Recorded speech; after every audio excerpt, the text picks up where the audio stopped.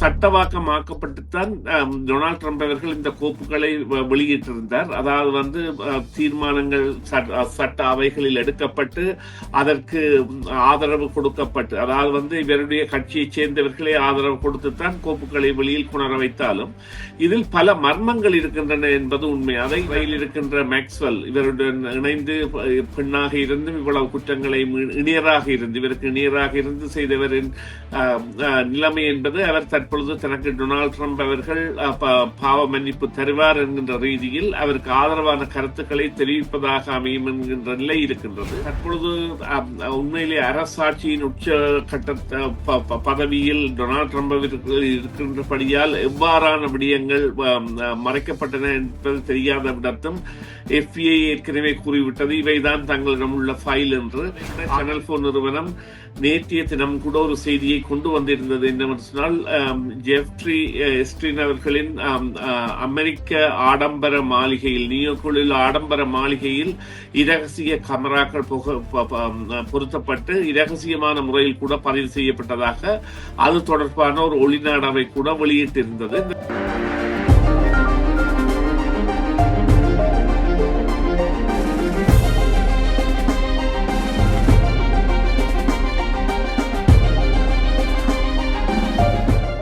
வணக்கம் நேயர்களே, மீண்டும் மற்றும் ஒரு செய்தியின் பின்னணி நிகழ்ச்சியில் உங்கள் அனைவரையும் சந்திப்பதில் மிக்க மகிழ்ச்சி அடைகின்றோம். இன்றைய தினம் பேச போன்றோம் என்னவென்றால், ஜெஃப்ரி எப்ஸ்டீன் அவருடைய ஃபைல், அதாவது சிறுமிகள் மீதான துஷ்பிரயோகம் சம்பந்தப்பட்ட ஃபைல் வந்து வெளியிடப்பட்டது. அது வந்து 2 வீதம் கூட அவருடைய ஃபைலில் இருந்து 2 வீதம் கூட வெளியிடப்படவில்லை அப்படி சொல்லி சேனல் 4 ஊடகம் வந்து செய்தி வெளியிட்டிருக்கின்றது.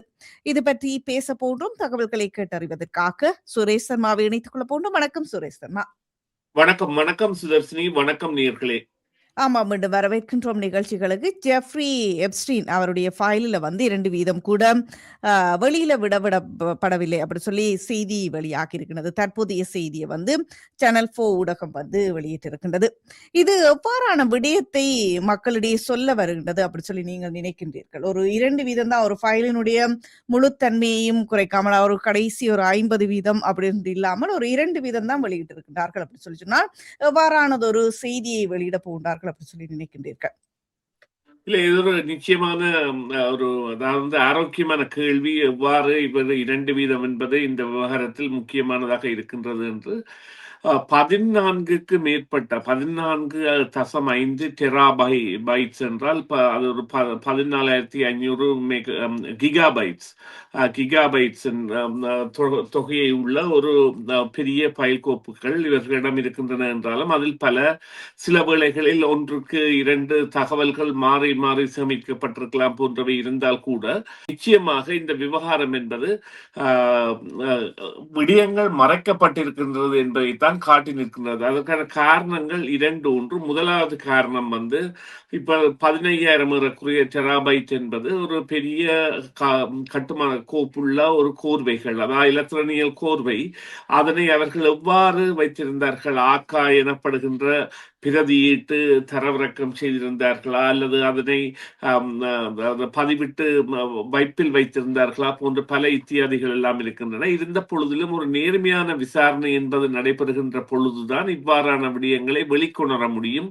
ஆனால் அதற்குரிய ஒரு நிலையை இவர்கள் ஏற்படுத்தவில்லை. நேர்மையான விசாரணை ஒன்றின் மூலம்தான் இதனை நிச்சயமாக வெளிக்கொணர முடியும். அந்த கோப்புகளில், அதாவது எலக்ட்ரானியல் படங்கள் மற்றும் பதிவுகள், மின்னஞ்சல்கள் என்பன எல்லாம் சேர்த்து வைக்கப்பட்ட விவகாரங்களில் இருந்தும் பல விடயங்கள் தவிர்க்கப்பட்டிருக்கலாம் அல்லது அவற்றில் உள்ள விடயங்கள் தணிக்கைக்கு உட்படுத்தப்பட்டிருக்கலாம் என்கின்ற காரணங்களும் இப்பொழுது கூறப்படுகின்றன. அதற்குரிய காரணம் வந்து இந்த பெரிய பதவிகளில் இருப்பவர்கள் செய்த குற்றங்களை தெரியாமல் விடுவதற்காக.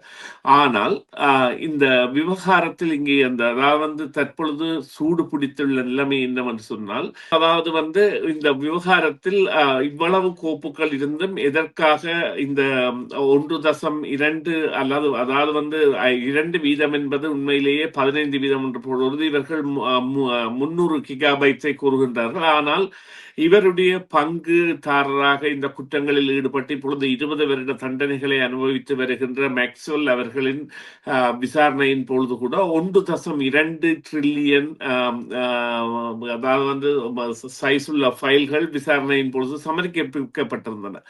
அது வந்து உண்மையிலேயே ஒரு 15 விதமான ஃபைல்கள் என்பதை காட்டி நிற்கின்றது. அவ்வாறானால் இப்பொழுது ஒரு அதாவது சட்டவாக்கமாக்கப்பட்டுத்தான் டொனால்ட் ட்ரம்ப் அவர்கள் இந்த கோப்புகளை வெளியிட்டிருந்தார். அதாவது வந்து தீர்மானங்கள் சட்ட அவைகளில் எடுக்கப்பட்டு அதற்கு ஆதரவு கொடுக்கப்பட்டு, அதாவது வந்து இவருடைய கட்சியைச் சேர்ந்தவர்களே ஆதரவு கொடுத்துத்தான் கோப்புகளை வெளியில் கொணர வைத்தாலும் இதில் பல மர்மங்கள் இருக்கின்றன என்பது உண்மை. அதை நாங்கள் மறந்துவிடக்கூடாது. அதற்குரிய காரணம் என்னவென்று சொன்னால், இந்த இப்பொழுதும் தற்பொழுது சிறையில் இருக்கின்ற மேக்ஸ்வெல் இவருடன் இணைந்து பெண்ணாக இருந்தும் இவ்வளவு குற்றங்களை இவருக்கு இணையராக இருந்து செய்தவரின் நிலைமை என்பது, அவர் தற்பொழுது தனக்கு டொனால்ட் ட்ரம்ப் அவர்கள் பாவ மன்னிப்பு தருவார் என்கின்ற ரீதியில் அவருக்கு ஆதரவான கருத்துக்களை தெரிவிப்பதாக அமையும் என்கின்ற நிலை இருக்கின்றது.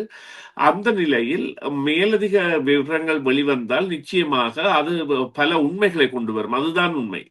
ஆமாம். இதை ஒட்டுமொத்த அமெரிக்காவும் சேர்ந்து மறைக்கின்றதா அப்படி சொல்லி யோசிக்கின்றீர்களா? இது முழுமையான ஃபைல் வழியில் வரும் அப்படி சொல்லியும் யோசிக்கின்றீர்களா? என்ன யோசிக்கின்றீர்கள் நீங்க? இல்லை, உண்மையிலேயே பல மறைக்கப்பட்டிருக்கலாம் அல்லது தற்பொழுது உண்மையிலேயே அரசாட்சியின் உச்ச கட்ட பதவியில் டொனால்ட் ட்ரம்ப் இருக்கின்றபடியால் எவ்வாறான விடயங்கள் மறைக்கப்பட்டன என்பது தெரியாத விடத்தும் FBI ஏற்கனவே கூறிவிட்டது இவைதான் தங்களிடம் உள்ள ஃபைல் என்று.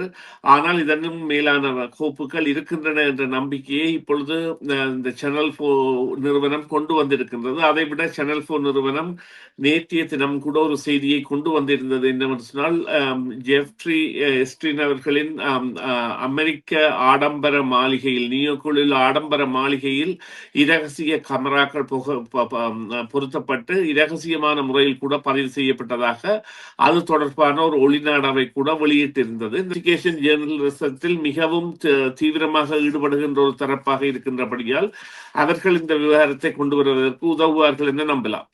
நன்றி சுரேஷ் கண்ணா, உங்களுடைய தகவல்களுக்கு, கருத்துக்களுக்கு. அந்த கேள்வி இன்றைய நிகழ்ச்சியின் நிறைவு கேள்வியாக அமைந்தது. மீண்டும் ஒரு பொழுதில் சந்திப்போம். நன்றி, வணக்கம்.